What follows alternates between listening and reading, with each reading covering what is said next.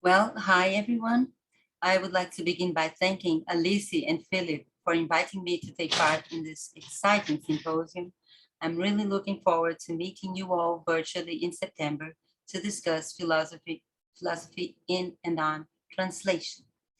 My attempt to contribute to this debate today will take us once again to Walter Benjamin's seminal philosophical essay on the task of the translator. I'll be paying attention to contemporary modulations on the task on some of the essay's insights or motifs. More specifically, I wish to consider on the one hand, the notion of translation as catastrophe, as conceived and practiced by Canadian essayist, writer, and translator Anne Carson. And then I wish to add a few thoughts on the notion of translation as equivocation, as developed by Brazilian anthropologist Eduardo Viveiros de Castro in connection with his work on Amerindian ethnography.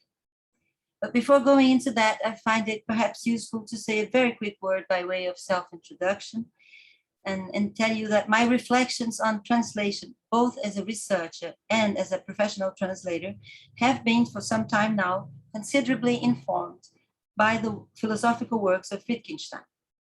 In my attempts to claim his philosophical legacy to think, translation, I've been particularly interested in the thought experiments involving situations of radical otherness that are pervasive in his later writings, where one is constantly prompted by such invites as, let us imagine a tribe where, and then a king believes that the world began when he was born, or where people think it's practical to give proper names to their own hands, and so on and so forth.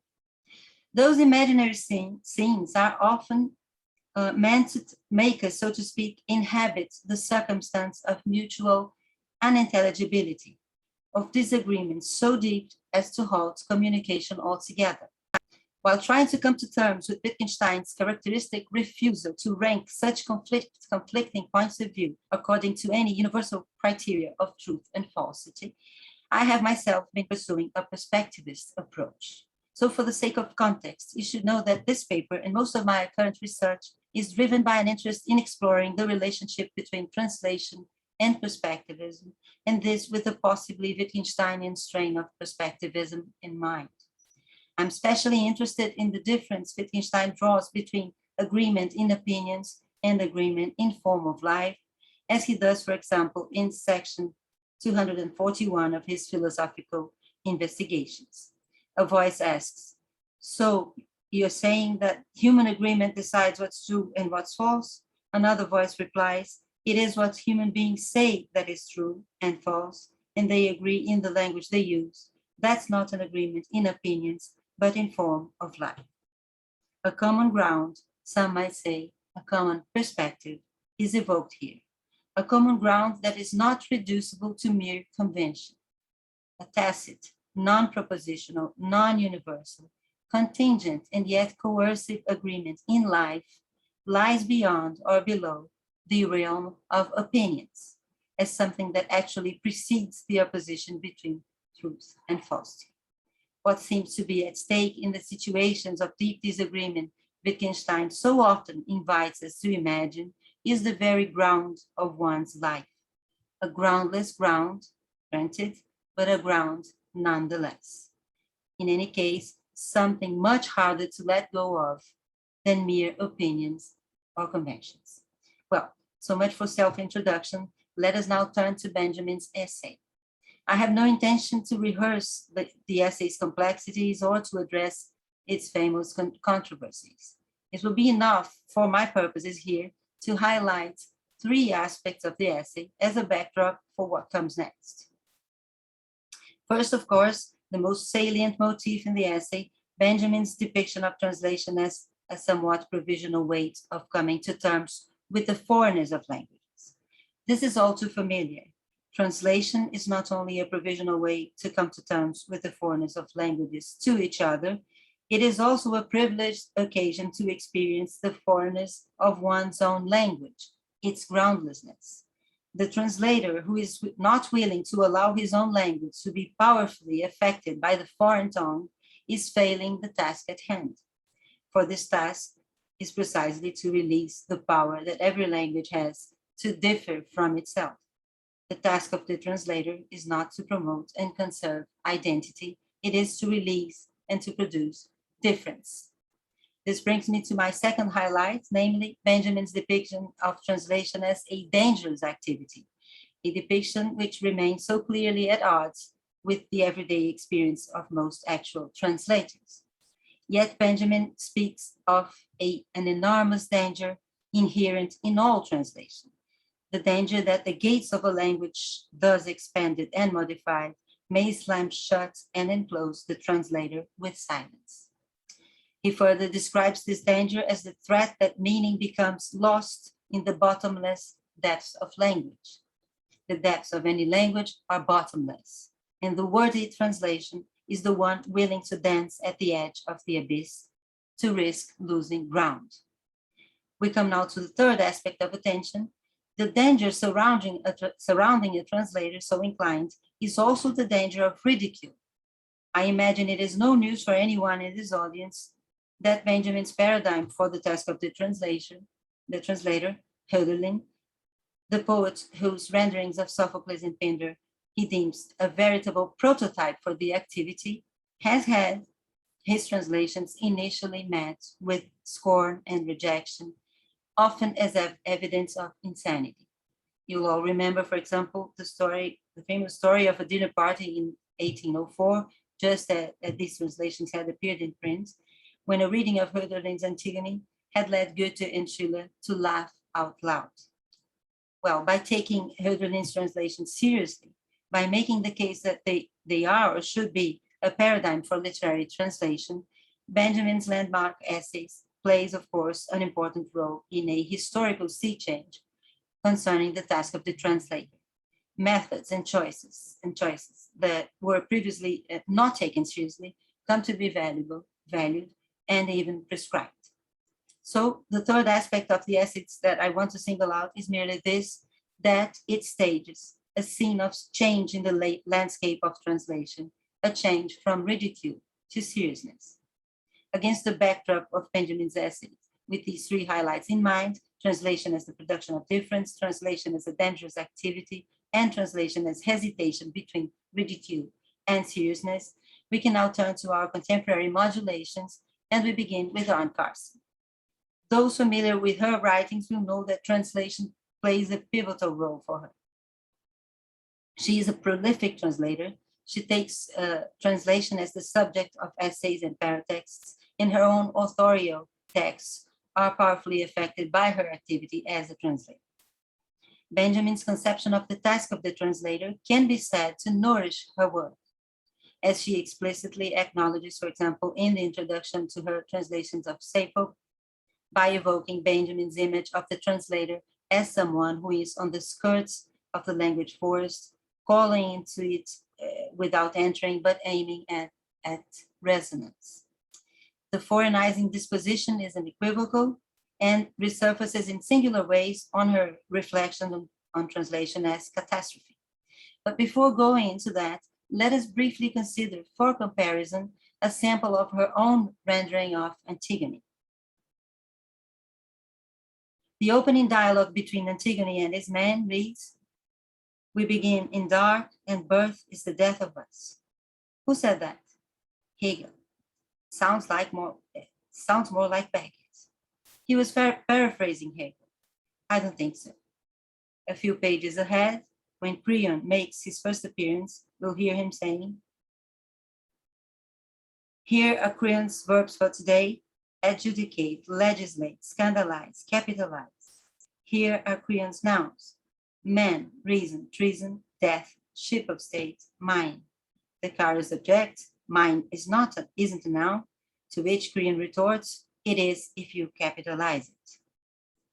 The tone is not uniformly prosaic. Consider, for example, Carson's stunning rendering of Antigone's screams by her brother's grave. I leave you with this. Sorry.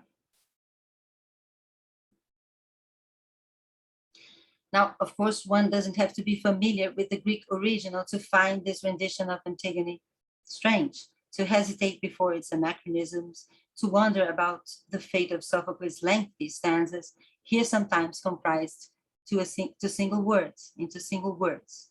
And what with this title, Antigone? This is strange. And the reader is indeed likely to confront strangeness in many other guises, page after page. The question for us here is, how is this strangeness comparable to that generated by Hölderlin's Antigone? In other words, does Carson's Antigone bring about that pregnant, engaging strangeness that, according to Benjamin, responds for the task of the translator? Can these translations be taken seriously? Carson's reception finds some parallel to Hölderlin's case. George Steiner's review on the Times Literary Supplement, when the book came out, for example, returns a soundly negative verdict. Known to be a keen admirer of Carson's works and translations, in this case, what he sees is a sacrifice of Sophocles' tragic idiom. The voiceovers by contemporary philosophers and artists such as Hegel and Beckett are deemed a facile diversion. The use of current vernacular and colloquialisms, no more than populist witticisms, almost everything seems doomed to slight and patronize the intricacies of Sophocles' conflicts and moral complexity. Steiner is, in short, uninclined to take Carson's translation seriously here. One does not have to agree with him to understand his discomfort. Many will perhaps tend to pacify things by just assuming Carson's work, even if great, is not really a translation here. Carson herself would beg to disagree. An interviewer once asked her, "Why did you decide to rewrite the play instead of translating it?" And she answers, I quote, "To be honest, I don't see any rewrite going on. Everything I've done in the translation is an attempt to convey a move or a shock or a darkening that happens in the original text. That she would insist on in offering this text to the world as a translation is in accordance with her notion of translation as catastrophe, to which we turn now. Carson prefaces her Antigone with introductory words that take the form of a poetic letter addressed to Antigone herself. The title she gives to this preface is, of course, an explicit and perhaps ironic allusion to Benjamin's essay. The first lines, however, are in tune with the essay's gist. "Dear Antigone," we read, "your name in Greek means something like against birth or instead of being born. What is there instead of being born?" It's not that we want to understand everything or even to understand anything. We want to understand something else. The task of the translator is to disturb the protocols of understanding so that something else might be understood, something which characteristically resists being born to the form of life that is presided by such protocols. This resistance is central to the notion of catastrophe, which she develops in an essay called Variations on the Right to Remain Silent. The essay reads as a praise to translation and addresses what Carson calls the benevolence of the untranslatable. There is, for her, something maddeningly attractive about the untranslatable, about a word that goes silent in transit. Yet that silencing of the word is not taken here as a passport to an epiphanic contact with some sort of incommunicable region of being, as it has been in so many of our pages dedicated to the unspeakable. Rather, it has to do with the releasing of a possibility. And she says, in the presence of a word that stops itself, in that silence, one has the feeling that something has passed us and kept going, that some possibility has got free. The benevolence of the untranslatable does not lie in halting the possibility of translation. On the contrary, what she terms the untranslatable is precisely what moves translation understood as catastrophe. Translation is benevolent when it brings catastrophe. Translation responds to a benign desire for catastrophe. But what does she mean by catastrophe? Sorry.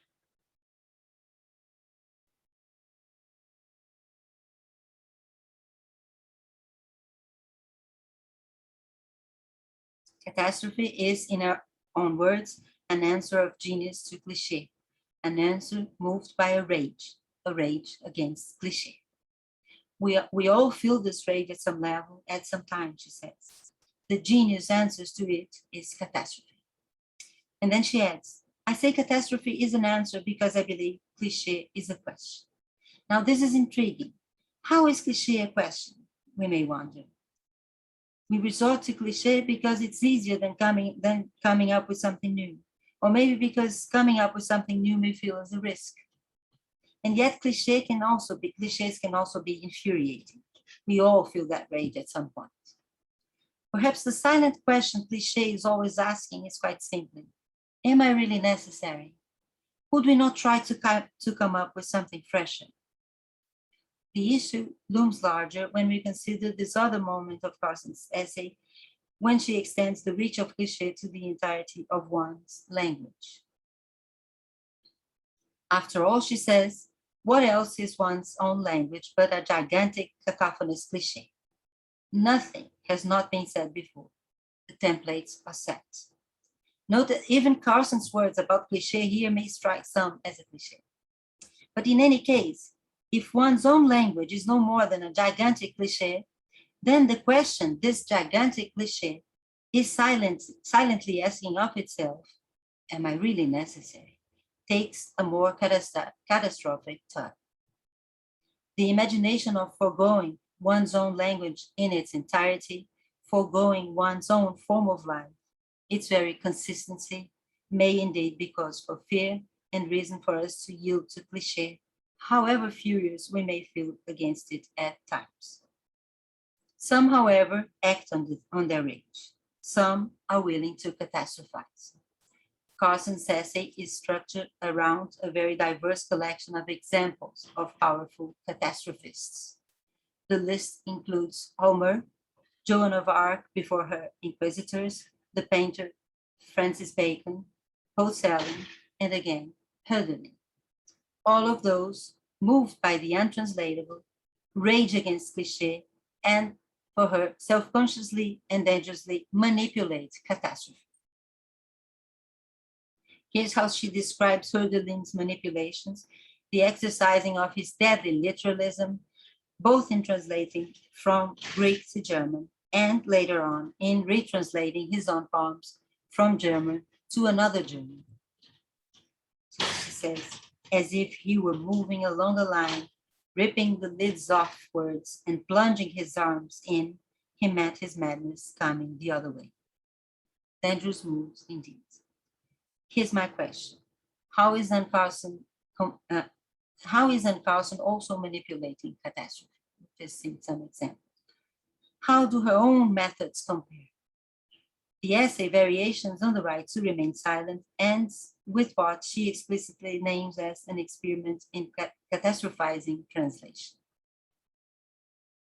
She takes a poem by ancient lyric Greek poet Ibycus and sets on to translate it in different ways, using only words from a poem by John Donne, Brecht's FBI file, a page of Beckett's Endgame, Conversations with Kafka, Stops and Signs from the London Underground, the owner's manual of a microwave oven. Now, what can we make of this experiment? Can you take it seriously? Where's the danger here? Is there any? What sort of foreignizing method is this? I leave these questions for discussion and turn briefly now to Viveiros de Castro's translation as equivocation, a model of translation present in Amerindian perspectivism. Amerindian perspectivism, Amerindian model of translation. When approaching the Amerindian world with such Greco-Roman repertoire, model, theory, perspective, one may feel a little like having to translate Ibycus with the words of a microwave manual. And yet, Carson does the job, even in such hostile conditions, so we should not discourage. I begin with an example. Blood is the jaguar's manioc beer. I invite you to try to consider this statement as the result of a translation. To do so, we must try hard not to understand the sentence at once, not to solve its mystery in a second by, for example, declaring it a metaphor, a sentence of the kind of "you're the sunshine of my life." Could we possibly take this statement as something as literal as, say, bread is pão in Portuguese? Perhaps things improve a little if I tell you who the translator might be in this case. Shamans are said to be translators and prophets, travelers in time and space, voyagers to other worlds. Wait, how seriously can we take this? Let's postpone the question and dwell in our example a little longer. Granting the shaman the status of a translator of sorts, where did he travel in this case? Let's say that he traveled to the jaguar's world. He's back now with the news. Blood is the jaguar's beard.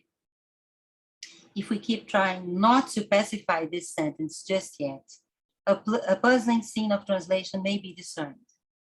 First, of course, the possibility to translate jaguar, translation taking place between species. Second, translation taking place between what we call nature, blood, and what we call culture, beer. Strange. And third, even more puzzling, translation taking place between two different substances, blood and beer. How could blood be beer literally? We are at a loss, and making some sense of all this would, of course, demand much more context. We scarcely have the time for that here, but for starters, we'd have to mind that the construal of this shamanic scene as a scene of translation is better understood as part of a much broader movement, a movement of performative redefinition of the field of anthropology in the direction of symmetry, that is, of radical avoidance of presumptions of epistemological advantage over the so-called natives. We're talking about an anthropology committed to the imperatives of permanent decolonization of thought and ontological self-determination of the peoples. A perspectivist anthropology that's not interested in understanding the natives' points of view about the world, but rather wishes to grasp their points of view about what counts as a point of view, that wishes to come to terms with a form of life who does not submit to any kind of ontological monarchy, a form of life in which a singular form of perspectivism seems to take place.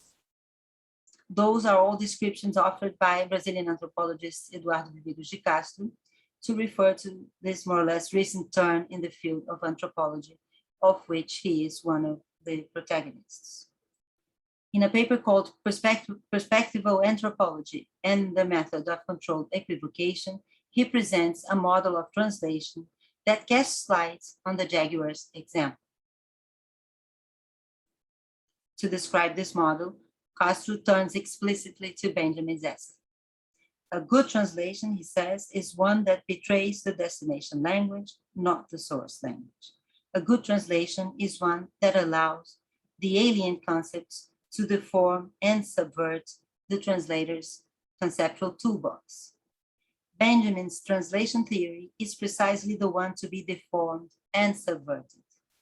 This opening to deformation yields very interesting results indeed, with possible impacts on how we conceive the implications between translation, production of difference, danger, and hesitation between seriousness and ridicule.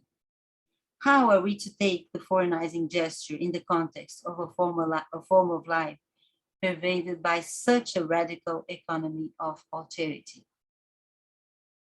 It is in the context of this radically relational ontology that where substance, blood, beer, does not seem to be the last parameter of reality, that Viveiros de Castro proposes his theory of equivocation.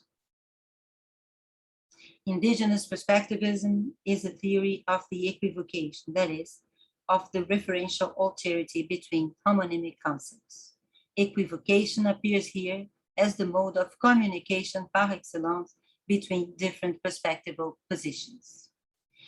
Now, this very complex idea of homonymic concepts, at stake in our example of the jaguar, is presented in stark contrast with Gottlob Frege's On Sense and Reference, famous distinction.